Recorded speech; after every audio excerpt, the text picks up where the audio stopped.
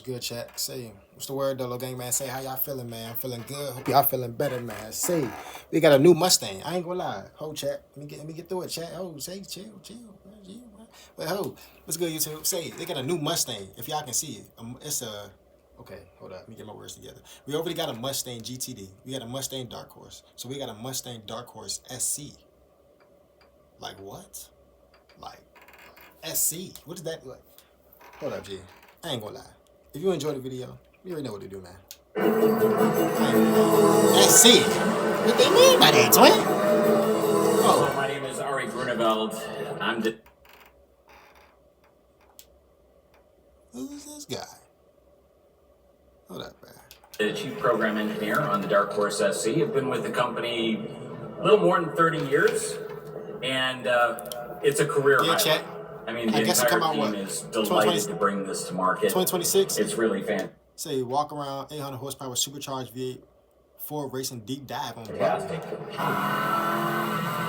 So at the heart of this car is the engineering mastery that we've learned on the track. I like this. Yeah, I like so this. I'm going to walk you through some of those engineering decisions that we've made to really make this product what it is. Yeah.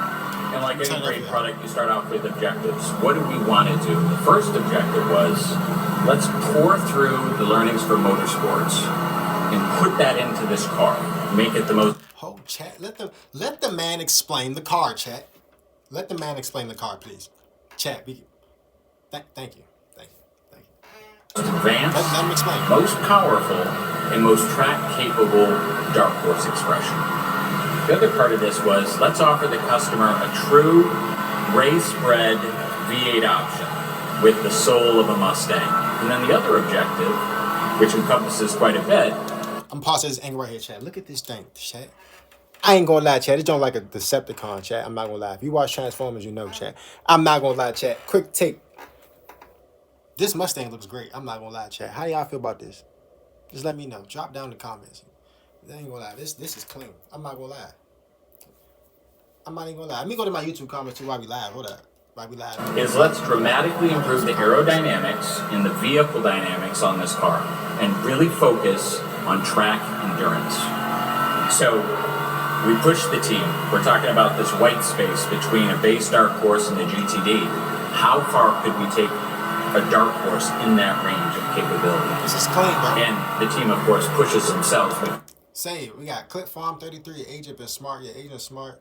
We got John. Yeah, I mean, not gonna lie, the Rolls Royce was clean, John. I'm not gonna lie. We got Watt. Definitely like the new setup. Keep grinding. Appreciate you, Watt. You know what I'm saying? Keep grinding. Keep grinding every day, G. Let me see. Let me keep going. Because we're a competitive bunch, and that's just what we do. So, appreciate y'all, man. I want to talk about some small changes and how they had big results. From GT3, what we learned was that if we lowered this lower grill edge, we could get more open area. Yeah. And so, compared to a base Dark Horse... Yeah, I knew that. I could have told y'all that. For sure. Yeah, you lower that a little bit. Yeah, you're going to get all that you need. You did. You know what I'm saying? I could have told you that. So y'all need to hire me at Ford, man. What you see in that magenta over there.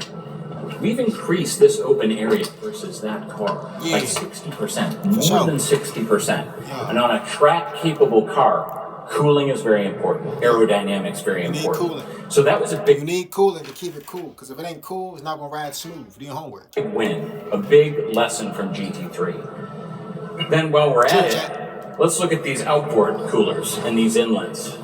Compared to a base Dark Horse, that open area is double. Yeah. And when you have coolers on both sides, that's vital. Yeah. So really making sure that the form was allowing us to get the function was critical. For sure. The standard carbon fiber hood vent. Chill, chat. Right now you see it with the rain tray installed, and that was my idea. If y'all didn't know that, Ford just see. Look, this is what I did. I called Ford personally. You know what I'm saying? I told them come out with this with the new Mustang. You know what I'm saying? Make sure it's over 800 horsepower because we like to go fast. Yeah. Easily removed when you go to the track.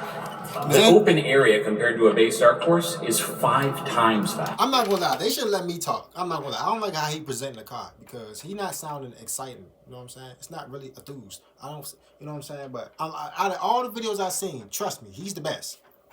Of the base dark horse. I'm not possible, chat. Getting a lot of air in for the cooling, and you want to relieve the pressure from the hood out, as well as having the cooling benefit. So overall, this hood vent is generating 2.5 times the downforce of a base dark horse. And some of the small things that we focused on with Aaron's team, and we've had quite a bit of debate on this, is this flick here. This flick was critical to maximizing, optimizing the function. Because I was trying to tell him, he said he was debating on it, because I was trying to tell him that the flick, I needed to like go a little more smoother, you know, at a 32-degree angle. See, he wanted it at 35. See, that's me personally, that's wrong. That's just saying, hey, bob it forward. If the car crashes in hydroplanes, I told him at a 32-degree angle. He said 35, but hey, that's what happened. I don't know. Of the hood vent and the extraction of air. Also, going back to the back of the car, the ducktail coupled with this wing, we were seeing that it was... See the horse right there? I wanted that to be black. He put it silver, me personally. I would have put it black. Adding additional downforce. The combination resulted in more than 10% improvement in the total downforce. So what kind of downforce are we talking about? So at 180 miles an hour, 620 pounds of downforce. 620 don't be doing 180 miles per hour, Chet. Into grip and control. Don't do that, Chet. Is outstanding, right? As I walk you through a few other lessons learned, the benefits of Ford racing and the... I told him to put the gas tank on the other side. They don't listen to me at Ford. I'm not gonna lie, G. And say. I'm not gonna lie, G. Bob is throwing me off. The way we're organized now, where we're really joining the motorsports and the production car sides very closely, is we found out that I see them other Mustangs in the back, G. Ford racing and what's the Mustangs in the back, organized Chat? now, They keeping, Chat. Really joining. Because when I tried to walk past there in the podium the other day, Chat, they ain't let me go back there. What is, you see that? You see that red Jones just looking at me like that, Chat? The motorsports and the production car sides very closely is we found out that the NASCAR team was 3D printing smallish tiles for the front end of the vehicle. Nice. So from the 8-color forward, they were printing 3D tiles to construct the front end. 3D? Now, we use computational fluid dynamics. 3D. That's not a surprise, right? That's a great starting point. It's like a but you have to go into a wind tunnel. So we were able to construct the whole front end of the car. And when you can swap out panels and try a different iteration very quickly, that speed of execution results in, because we're all time bound based on the program, right? We're gonna get it right. So those iterations we were able to get through very quickly and execute and optimize the design. So those are some of the small changes that had big results. Yeah. Then there's other changes where we had that were big that had big results. Yeah. One of which is a Ford racing suspension, wheels, tires, brakes. The other is a Ford racing powertrain. So let me move to that centerpiece. Powertrain. What's that, Jack? I don't like these exhaust mufflers. I ain't gonna lie. I know they're different. They probably grow on me. I ain't gonna lie. I'll probably change them to me personally and get the circle. You know what I'm saying? 5-inch tips. No diddy. You know what I'm saying? But me personally, Chat, how y'all feel about these exhaust mufflers, Chat? I said mufflers, Chat. You know what I'm saying? These exhaust tips, me personally. No diddy. But I ain't gonna lie. I don't like them. You know what I'm saying? They should have went with my idea, me personally. But they don't listen to me though. So the centerpiece that you heard, a supercharged 5.2 motor. It's heart pounding, right? It's sinister. It's connected to a dual clutch transmission, a 7-speed dual clutch transmission. A dual clutch transmission can snap off shifts within 80 milliseconds. That is lightning fast shifts. Hold on, is that the shifter right there? Oh no, Dodge. I said Dodge. Ford.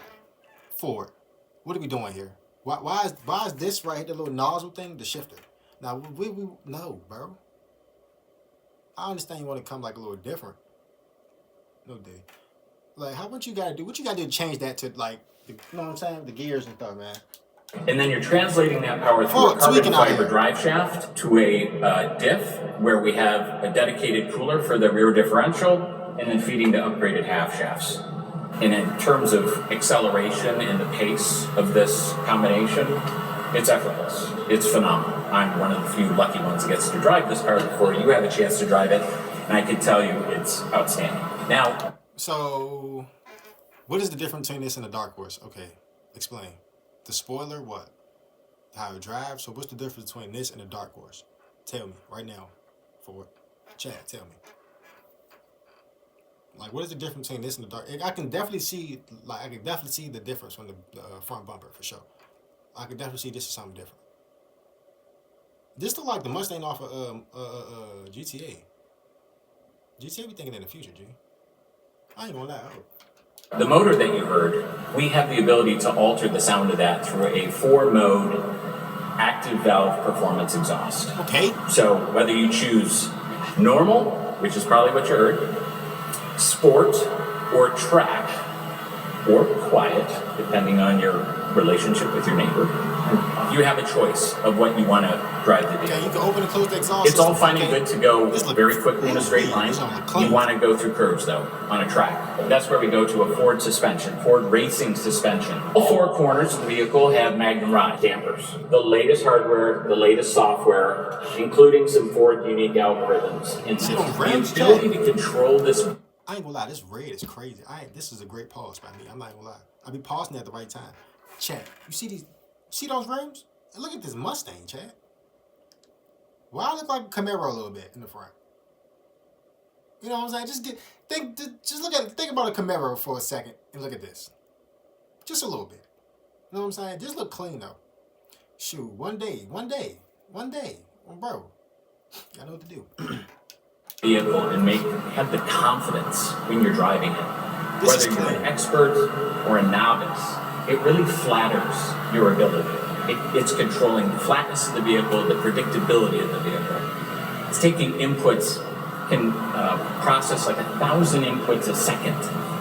It's fantastic with all 4 wheels independently. He's selling this car. I ain't gonna lie. Really fantastic. He's selling this. Okay. Now we've modified other parts of the suspension that you'd probably expect. The stay bars are different. The springs are different.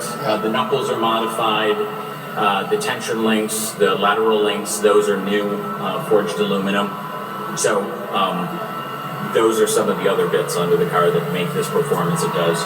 The track width overall, about an inch wider, a little more than an inch wider than a base Dark Horse. Yeah. We also modified with those suspension bits the suspension geometry, played a bit with the roll center of the car to give better power down. I could watch this joint drive for like a couple of hours. I can really response and just overall responsiveness of the car on the track. So now I'm going to move to the corners. Yeah. You see the wheels. This is an SC with track pack. So there's a base SC, and then there's the SC with track pack. On the track pack, you have Michelin Cup 2R tires, mounted to carbon fiber wheels, and equipped with carbon ceramic brakes. I let them Fantastic setup. That's standard on the track pack. Now, when you think about the weight that you're losing off the corners, from a total vehicle weight perspective, we're shedding 120 pounds from the corners of the vehicle, total, from all the 4 corners, 120 pounds total. That really translates into steering benefits, ride benefits, predictability, steering precision.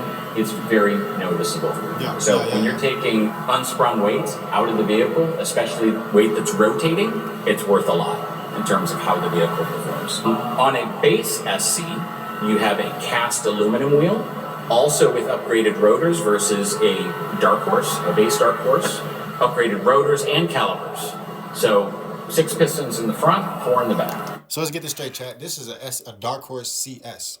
I said SC, my bad. A Dark Horse SC, a step ahead of Dark Horse, of course. So is it still like worth not getting a Dark Horse? I'm just confused. I would still get a Dark Horse, me personally. That's a Dark Horse. You can't beat a Dark Horse. It's still a Dark Horse. Massive brakes. Great stuff. Don't let them trick you, chat. Under the hood, we have a standard magnesium tower-to-tower brakes. Yeah, let me see under the hood. Let me see under the hood. Better steering, better torsional rigidity. And then another feature that we've taken from GTD, so those, by the way, those carbon ceramic brakes are from GTD, is a feature called variable traction control.